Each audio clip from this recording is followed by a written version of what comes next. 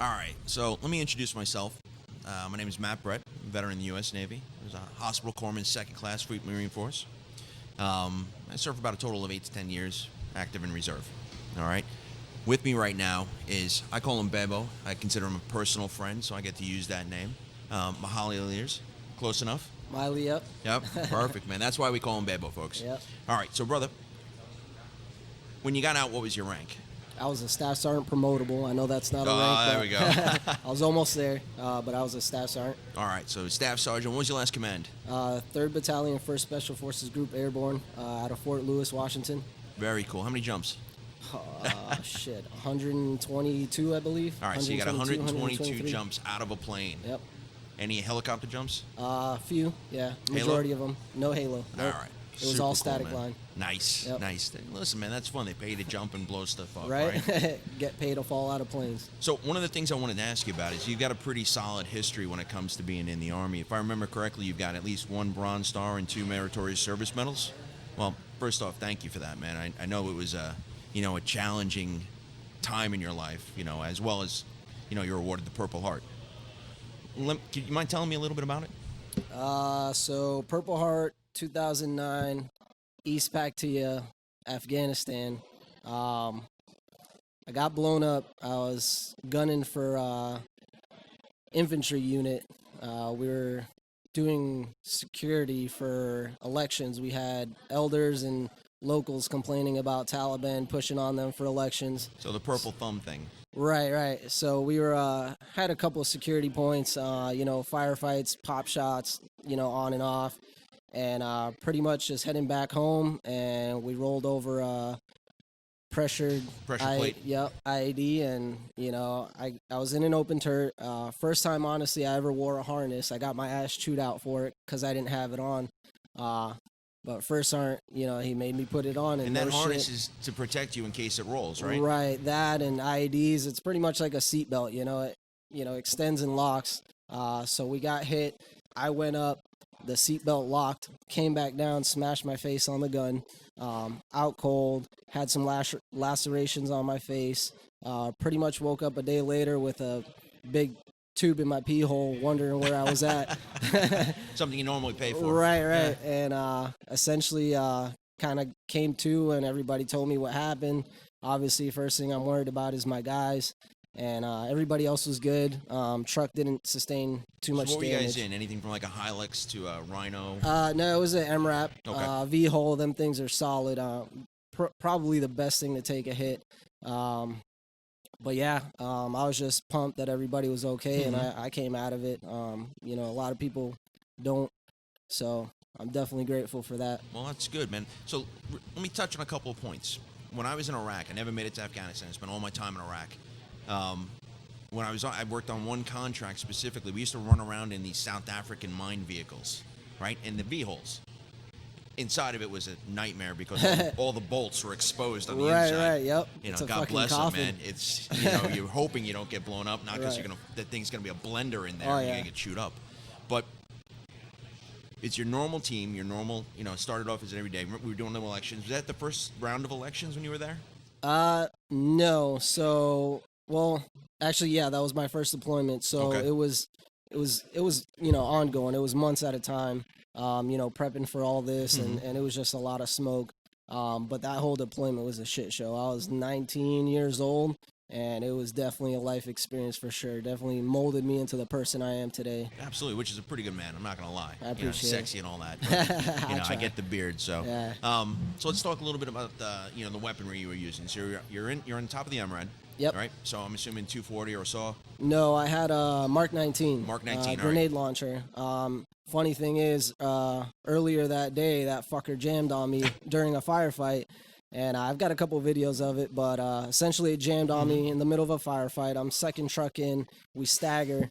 So first gun's a 50, he's, lighting it up. Hate. Yeah, and I'm here just dropping, dummy rounds because it's not firing, so I had my M4 up, and I got a 203, a little grenade launcher, and I'm just feeding them in there. Yeah, I'm popping. I'm like, fuck it, I'm putting in the fight, but I actually had to pull out of that one because our gun was down. But Yeah, piece of shit gun, but Well, by the time you were around, when we had those things were all old to begin with. yeah, So you get a lot of new vehicles and old guns. right. There's a story in Iraq that it was a Marine Corps unit that had a serial number of a Browning M2 Madus, right, from World War One. No shit. Yeah, because they had to send them. Remember when they did an upgrade, so you didn't have to do the headspace. Right. The new barrels. When they sent them home, they found out the serial numbers from World War One. In absolute insanity, man. And them fucking things are machines. Yeah, I mean, they'll run into the tick, ground. Tick, tick, tick, Oh, yeah. tick. So so you're out there, you're in the fight. You drop back, obviously, because there's a vehicle problem. Right. What's the rest of the team do? They were laying down the smoke. Just taking the fight? Yeah, we had a mortar team out there. They were dropping mortars. A couple of the infantry guys, they got out of the trucks, just, laying down hate. We ended up having a call for air support just because it was coming from all kinds of directions. So you guys had your own JTAC, or did you have somebody assigned to you? Yeah, typically we had a JTAC, but convoy commander, if we didn't have JTAC, the commander would take control of that. All right. Just so, I'm sure some of the listeners won't know what a JTAC is, Joint Terminal Attack Crewman, right? Right. All right, so that's somebody who's either trained in it or is from the Air Force is trained in it, Right. Yeah, the Marine Corps and Navy, they call them Anglico. Everybody's got a different name for it, but they all have the same just calling in air support. Right. So what would you typically get? Anything from Warthog A-10s to... It just depends. Heat of the moment, if, it was small arms, couple pop shots, we'd get a couple Apaches, just flybys. And, Hunter killer. Right. If, we've got a couple of times that we call for the A-10s, just dropping J-dams on them fuckers. American technology, right? Man. You gotta love it. Gotta love it. So tell me a little bit about what your downtime was when you were in Afghanistan. Obviously maintenance, right? Trying not to get in trouble. Yeah. We did a lot of resupplies. Right. Now, we did a lot of resupplies, so it was convoys in and out. If we weren't convoying, we were prepping the trucks, prepping resupplies, just a little bit of everything. Gym is obviously, main physical fitness was always number one. We carry a lot of stuff. Right. Eating and sleeping. Mm-hmm. And, being attached to the infantry guys, they expected you to be able to hang. So, we were in it with them, 90% of my career, I was not doing maintenance. I was doing grunt work. And I loved it. But half of the time, hiking up a side of a mountain, pulling security, I'm like, what the fuck am I doing? I'm a fucking mechanic, So tell me a little bit about your MOS. So 91 Bravo, it used to be 69 Bravo, if I'm not mistaken. It's been a little while. But it went from light wheeled vehicle mechanic to all-around vehicle wheeled mechanic. And essentially I worked on anything from trucks to generators to forklifts, you name it. If it had a motor on it, you were expected to know. Then my first couple deployments, we, got our friends with the SF guys, so we got to work on some four-wheelers, some decked out Humvees. Change of stuff, man. Right, motorcycles. Murdered trucks. Right, murdered out trucks. It was a good time. It was always, kept me on my toes, me and my guys, definitely. So let me ask you then, did you get a chance to use your MOS, as a mechanic in any bad situations? Yeah, so I was recovery for all of my career, really. So between maintenance and being a recovery specialist, we were going out there trying to fix trucks or anything on the fly. If we couldn't fix them, it was haul it, hook it up to the wrecker. It's our tow vehicle, and pretty much just, haul ass back to town. And Gotcha. A lot of it was in the middle of a firefight, so you're expected to, make shit happen then and there. Right. With what you had when you had it. Which wasn't much, So let me circle back to when you're younger then, all right? You come from Boston, that area, right? What made you want to join? What brought you into the military, and why the Army? Honestly, I always said I wasn't going to join. My grandparents, cousin, my father was military. I saw that it takes your family away. My father wasn't there much, not his fault, but, the job Nature of the takes you. beast. Right. And I always said I wasn't going to do that, not to me, for my family. But, 16 years old, working 3 jobs, just to make ends meet. I was like, fuck it. Gotta be something better. Right. There's absolutely.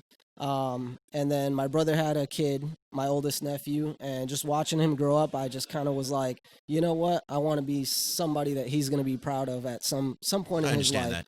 So pretty much from one day to the next, I had a lot of fucking hair, curly hair. Got my sister-in-law. I'm like, hey, chop it off. She's like, what's going on? I'm like, I'm going to get my GED and I'm joining the Army. Very cool, man. Very cool. And you stayed in how long? I was just at 12 years. Were you med boarded or did you not No, realize? I got out. My son's 6 years old. I was gone for a lot of it. You know, I missed a lot of good shit. And that was the number one thing I took from being away.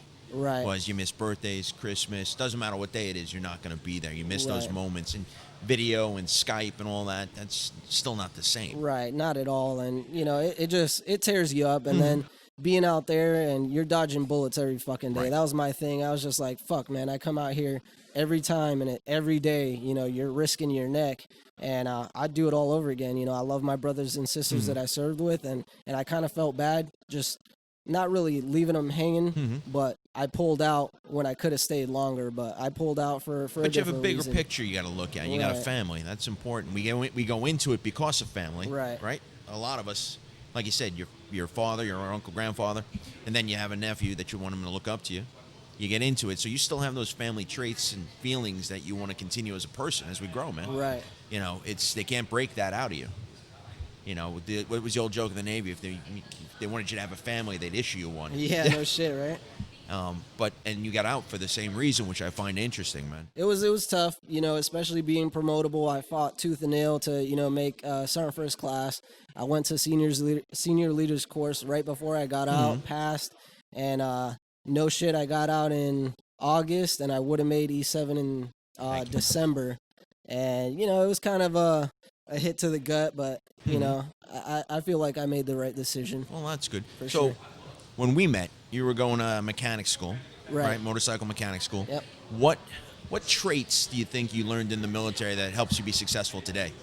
Honestly, I learned a lot being in the military. I got a lot of certifications that I wouldn't have gotten, you know, outside, and technically or essentially they were for free. Right. You know, they give you a lot of life skills. They mold you, they mentor you, and then they send you to school. So I've got, you know, welding certifications. I've got HVAC. I've got, you know, power generation. You name it. I can go down the Right. list. But it was essentially you bust your ass, you put in your time, and they're going to reward you with something. Exactly. You put the work in. You know, it's the military to me is 100% you get out of it what you put into it. Exactly. You know, and you can be really successful, or you can skate for 4 years and come out, Right. and now you get yourself a VA house. And then be disgruntled about it. Exactly. End up on a podcast, right? Right, yeah.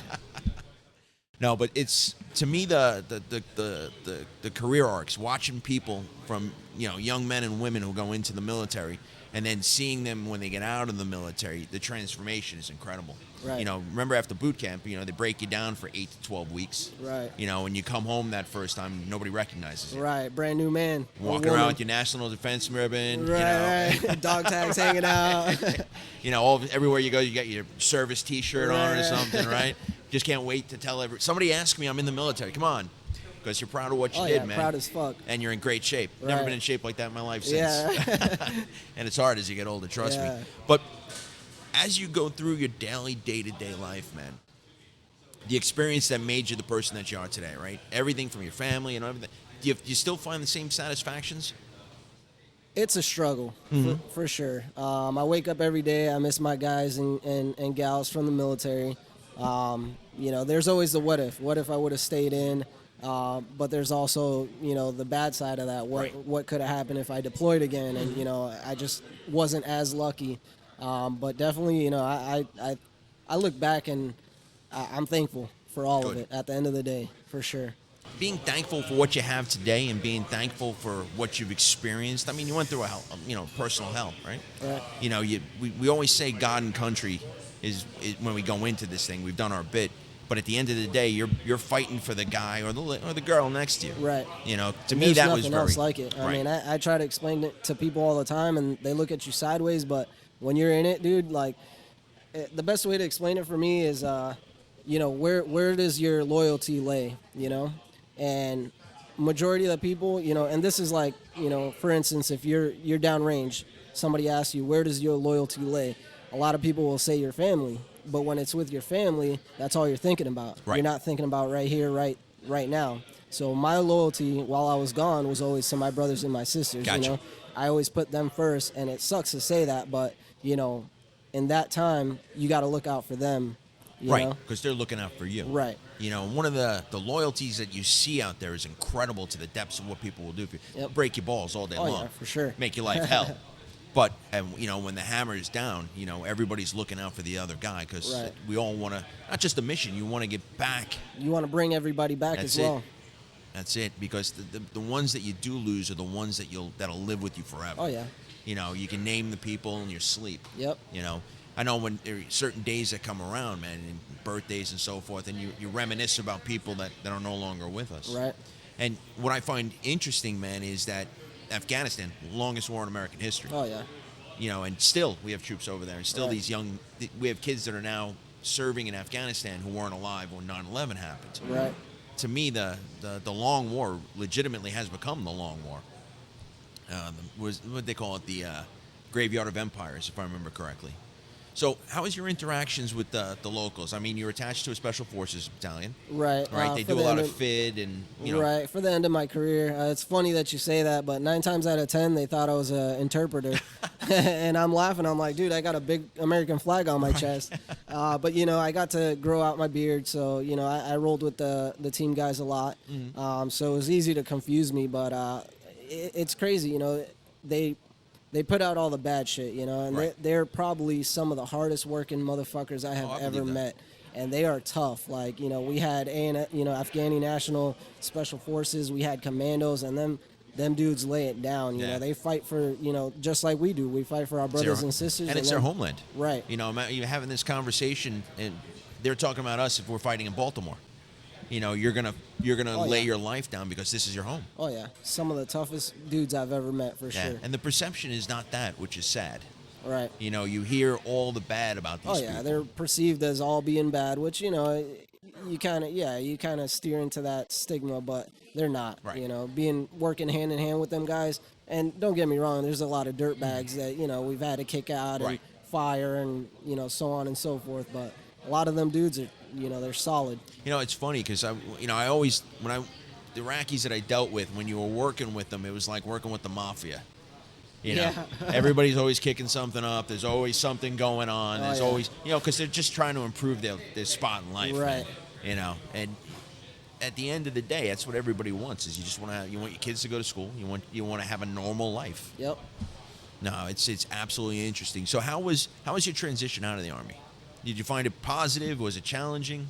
You know, the process itself coming out of the Army. I've been out about a year now, and Right. it's still tough. I still have issues with it, but definitely going to school was a good Yeah, you jumped off transition. one boat into another. Right, man. and then we're working with with you guys at the Armories, having a bunch of vets there. It was a good transition. It was a good foot in the right direction. I don't know where I would have been, because I've already had some tough times with that transition, but definitely made it easier working Well, with that's good to know. like-minded people. And that's important, man, because it's it becomes like the team room, Right. right? You're Yep. breaking everybody's balls. Oh, You're yeah. having a good time. Like-minded individuals. Little sea stories, bullshit, grab ass. And you can. I look forward to coming to the shop because of that. And you can be yourself, and that's the best Exactly. part. Exactly. Which is an asshole 9 out of 10 Right. times. Right. Masshole. That's it, brother. That's it, man. Walking around with a Boston tattoo. Right. Very, very interesting. But so let me ask you a question. What would you, if you were in your position now, as you are, what would you say to a young man or a young woman who wants to join the military? Any advice you'd give them? Honestly, put them boots on and strap them up tight. I mean, you guys are setting the example for the next generation. You hear kids always, super proud, like, hey, when I grow up, I want to go, in the Marines or the Army. And it's because the generations prior to set that example. They Right. set that standard. And honestly, the new generation, not just my era of the Army or the military, but they've got some pretty big shoes to or boots to fill. It's got to be tough. The analogy I always used is, when you've got, an E7, E8 who's never deployed, trying to break somebody down who's, E3, E4 who's got combat action ribbons, bronze, it's a difficult position for everybody to be in. Yep. Now you've got these young guys who have never been in a conflict zone, are going to conflict zones still, and they come back, and the senior enlisted now all are guys that mostly have been overseas at least one tour. Right. How many tours did you end up doing in Afghanistan? 5 and 1 to Africa. Okay, would you do AFRICOM over there at the Horn? Yeah, we did it was more like a training event. Okay. It was I forgot the name of it, but we were pretty much training their guys. Is that down in Djibouti, in that area? No, we were Or Gambia? What's the- Northwest. Okay. I was in Ches, Senegal, those kind of. Gotcha. Yeah. So let me ask you a question. Recently, probably 2-3 years ago now at this point, there was a Special Forces Support Battalion, right? Big firefight in Africa? Right. So that was the team that pretty much relieved us as Oh, we no came kidding. out. Yeah. No kidding. Yep. Yeah, it was a pretty bad horror show, Yeah, man. and you never expect it, but the shit comes from nowhere, and we try to be as prepared as we can, but, even training them guys, you try to set them in the right direction, but Right. everybody's got their ulterior motives, but, nobody saw that shit coming, and it sucks. I understand that. So let me ask you a question then. Just give me an idea, obviously other than kicking down doors, what a Special Forces Support Battalion does. And am I phrasing it right? So us as the support guys, pretty much we get them everything they need logistically. It's just all around pretty much supplying them what they need to do what they do. And ODAs, Green Berets, they do a lot more than kicking indoors. They're there to instruct, help, guide. That's their main mentor. task, right? Is to show them how to do it on their own, Right. And that goes back, I guess the classic example would be the beginning of Afghanistan, right? November Right. 2001, where, was it Triple Nickel, right? The ODA, horse soldiers. Isn't that their nickname now? They turned over a government using local nationals. Right. So, that's their job, is to train them guys to pretty much handle it on their own. Yeah, and they did a good job, obviously. Yeah. But it's classic from, all the way back into the, Special Forces came out of what? Came out of World War II, all right, SOE, and guys like Bull Simmons, just famous characters in American military history. But that same 19-year-old going through the schools is the same kid he was 50 years ago. Right. They break them down, they build them up, and put them in who they need. And Big Machine keeps rolling no matter what. Right. Would you do it again? Absolutely. I've considered going back in. Oh, awesome. Well, No, I don't I'm have kidding. to hire somebody else, man. Right. No, it's tough going out, and it's Right. pretty much all I really know. Almost half my life. Right. I would absolutely do it again. I would do a lot of things differently. That's the key, right? Yeah. If hindsight being foresight, right? If we Right. knew now and we go back in, you make better decisions. Right, absolutely. I'm not fortunate enough to say that I brought all my guys home, and I would definitely do things differently.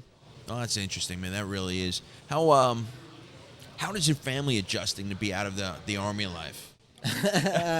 Mostly bad. I think being home so much is not a great thing. I don't disagree with you. But it's been good. It's definitely, getting a lot of quality time at home, Right. which is, much needed and much appreciated for sure. Well, that's the thing. And knowing you, and I've met your wife and your kid, beautiful family, first of Thank all, you. man. I can understand why they want you to go away from time to time, just so they can get a little peace of mind Right. for you. How do you did the military prepare you for anything that you're doing now with the Armories? People skills. In my position, I was in charge of 150 plus soldiers. Standing in front of the big dogs in meetings, briefings, and all that stuff. It's pretty much just talking. Right. Being normal. Not being scared of somebody just because of their rank or position. They're just a person. Obviously respect the rank Right. or the position, but at the end of the day, we're all just people. Understandable. So when you look at what's going on now, so we're gonna have a room full of guys who have been, through hell and back in some cases, and we're back here in the United States and we're getting older. And you look and see what's going on with the U.S. part going the last, since March of this year. Do you see any parallels or similarities? As to the past. Yeah, to what you've been through, to what's going on now. It's slowing down a bunch, and it's good to see it like that. We've pulled out a lot of troops, and I'm thankful for that because, like you said, it's an ongoing war. Yeah. It's been going on for fucking ever. And too long, in my personal opinion, Right, man. for sure. And it sucks that we keep sending guys and gals out there just to lose them. Right. But definitely, it looks like it's going in the right direction for Right. sure. And one of the things, it's like when you have something like that, we've never had a clear goal in either AO. Right. Iraq, it was to overthrow, the regime. Afghanistan was to overthrow the regime. And then what? Yep. And then it's nation building. Yep. But then what? break it back down to build it back up again. Right. War is money. That's War what is money. War is big business. I Yeah. can tell you that for a fact. Yep. It's and it's an interesting juxtaposition when you're working on the civilian side, moving into the from the military side. You see a lot of things differently. You really do. But what I do want to thank you, man, is for taking the time to open up with me. Yeah, you for know, sure. I know a lot of that it can be personal. A lot of Yeah. that can be painful to talk about. But I really do believe the conversations that we have allow us to heal and to get better. The only thing I want coming out of a bottle is booze. Right. I don't want to be crying in my soup every day. I want to get that stuff out. I mean, man. we can go there too if you'd like. If you really want to, brother. I appreciate it, man. Thank Yes, you very sir. much.